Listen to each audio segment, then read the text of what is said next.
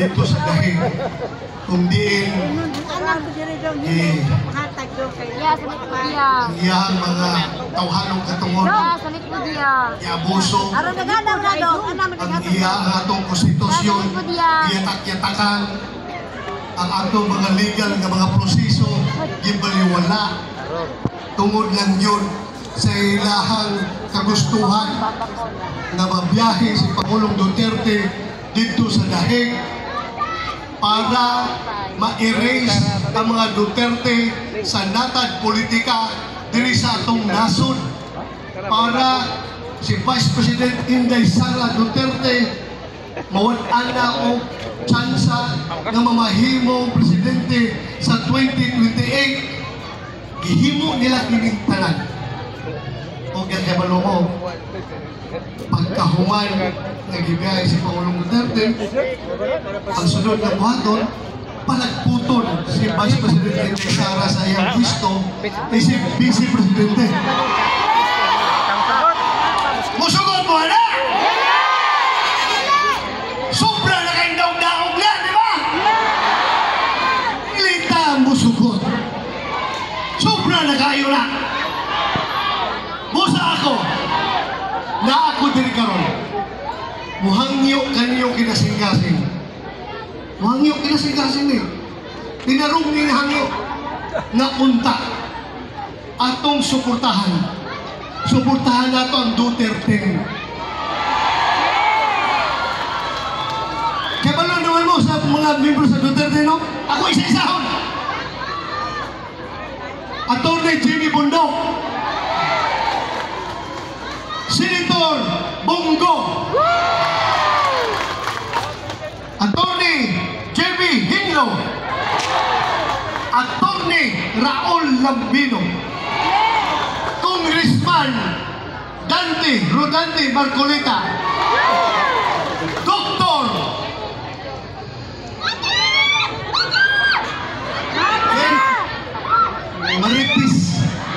Maritis Bata, Pastor Apollo Tiburon. O kini maayo kayo ni siyang abogado. Sayang ako, masayangan ko kung dili di siya makalusot. Gamit kayo ni dili lang sa Senado, kundi gamit kayo ni nato tanang Pilipino. Ang akong bote pasawot may lain, aligtarong kayo. Kini nga abogado nga, suko kayo ni siya sa binuang sa gobyerno. May lain, kundi sa Atty. Vic Rodriguez. Kasi Atty. Vic, ya? Kana? Para dito, atong tupagan. Sunod, si Philip Salvador. Yung sila artista na pero ang iyang kasing-kasing, dako kayo kasing-kasing para sa atong mga pobre o sa di na ito kalintan. Nanong ako nag-auhag kaninyo na suportahan ang Duterte? Nano? Tungod kay nag-aingon ang atong konstitusyon. It takes 2/3 vote of the Senate to convict an impeached official.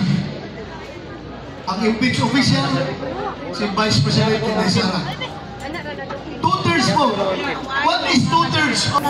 So doon tayo na pulo na senador plus isa ka-incumbent na senador, si Senator Robin Hood Padilla. Mamahin mo na tang 11. So kung kita doon ay 11 sa Senado, 24 minus 11, pila? 13. Utog na lang sila sa 13 na ilang magkuhang boto para makonbikto si Inday Sara. So dili ko siya kakuha 16. Dili yan, di ba? Basta ako. Ako, walang problema. Walang problema sa Mindanao. Kaya bisig di ko mga kampanya, mayon ng Mindanao. Sir, mamatay pa. Tanawa. Di na mo kailangan mag-kampanya sa mga. Both straight PDP laban ni sir. Both straight PDP laban ni. Di na kami suko kayo mga tao sa Mindanao. Na ay Muslim dito na warrior sa Imayret. Isog kayo buuton. Last time na ito ko sa Kinapawan. Painter ko sa bidol sa kuha, bumutol. Hindi na may mabudawat. Ingon siya, Sir, pwede ko magkakos niyo? Ang nga naman, pero magkakos na ko, Sir. Sana ninyo daw, naman tiguang, dagang mga lupin, Magkakos niya. Diretso ka ulo. Pagpihina ko. mga tiguang, simba ko Sa manghihinag sa inyo siya, Sir. Sobra na kayo maghihimo ng dati, hindi ko, Sir. may mga tiguang, Patay na lutuan. pagkapalos na masumbahan ka na mga tiguang dire sa sana. Di na ka madawat bilang isa ka Mindanawa, bilang isa ka Muslim, bilang isa ka Pilipino, di na ka madawat ang naghihimo pagdaw sa Pangulo. Kasi ko lang, relax ka lang niya, relax ka lang. Dili na kailangan mo ng payo sa Mindanao. Muslim, kaya dili sa inyo ang ano ko, kitang tanan na sakitan. Ha? Kasi wala mo hila. Ako, isugkay ko nga tao. Sukol ko sinumbagay sa kitiro adlaw. Pero, paghita pa ito, partihilak ako, di na ko pagyan. Di na ko pagkahilak ko. Tungod kay, sobraan na mo sa tigulang. And just imagine, ihimo na mo ni Pangulong Duterte tong war on drugs. Dili para kami mudato. Dili para kami magkakwanta.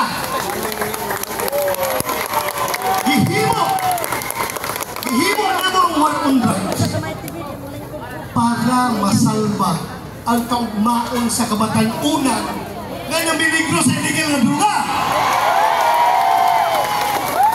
Isa man yung muhimo na anak. Kundi, ang nakaligod ng gobyerno. Dili ka na nakaligod ng gobyerno, huwag may magpadaghan sa droga. Diba? Busa. Kami gihimo na mo to. Yung si Presidente Digong. Bato, naka-observe ka ba? Bato. Doon na natay mga probinsya na kontrol na sa drug lord.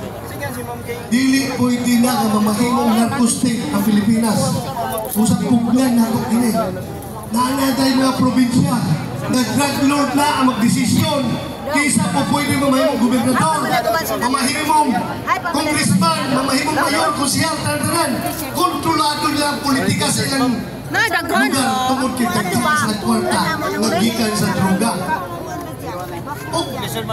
Manarko-state ang Pilipinas, kung saan na nagkagmahal na ito? Okay lang na mga tigulang. Pero mga bata, kaluoy sa itong mga anak, mga apo. Usay ko siya. Bato, kaisa na ko mamahimong presidente. Ikaw kaisa na ko ka mamahimong chipinpi. We will never pass this way again. Yan hita. Hayahan ka itong pamuyo dito sa Davao. Gihimo kong presidente nga wala na akong ambisyon. Gihimo kang CPNP nga wala ka nag-ambisyon tungod na sa pagbuot sa labaw makagagahong kay doon na sa misyon kay ihatag ka na to. Mao ka na ang pagkontrolan sa droga, kriminalidad o korupsyon. Musa gihimo na mo sa sunod sa pagkatuloy. Apan, pagkahuman sa paningkamot ni Pangulong Duterte na magpuyutang malingawon, magpuyutang na layuta sa kahadlok sa droga o krimen. Kung sa gipalos na ito kaniya, ibiyahe siya dito sa dahil. Ako panay atong pagkabatasan mga Pilipino. Is that the way that we thank the old man for everything that he has done to this country? Tagay magbula. Dili na ito madawat na. Tagay magbula. Kung doon na masisala, dili man perfecto ang tao. Kung doon na masisala, nga nung dili mas namupay ng kaso dili sa itong korte. Ha? Anong isubo ba siya anong kasi tawag ka na ihungit dito sa mga dayuhan na MTC, RTC dili sarado ba? Sugod, sarado ba? Abre! O hindi mas namupay ng kaso nila. Gusto nila sa ICC kay kadong mga tao dito may kalibutan sa pakitabo sa Pilipinas dali ilang mailan, kaya nagpaluyo na ng pagpaila ng kaso karon. Kantong mga NPA, mga CPP NPA, na nasuko ngayon sa pagka-presidente ni Digong kayo. Nawala ang ilahang mga pwersa. Sugo kayo sila, mga balo sila. So, busa, ako hangin ko nyo, maghihiusa ka. Kaya kung di na maghihiusa, daw-daogon na ihapon ka! Maghihiusa ka! Panika mo na. Ako, tigilan ako. 5 minutes na, ganun lang. Ang puta sa mga magagahon na mahuman, magsulba ihang kaso. Pagkakaroon ng tao si Tatay Digong sa sitwasyon. Dugang pag-ano para tagaan sila sa ibang magagahon o eksakto o piskay na panglawas para iyahang malusutan ang mga pagsulay ngayang yatubang karon. Kaya na ito na! Pagdagang kay salamat, dili na nako tason. Ayaw to yung kalimti. Duterte, napulong di kabok. Tabangi ang tao ninyo. Dagay salamat! Mayong gabi, kaya ito na.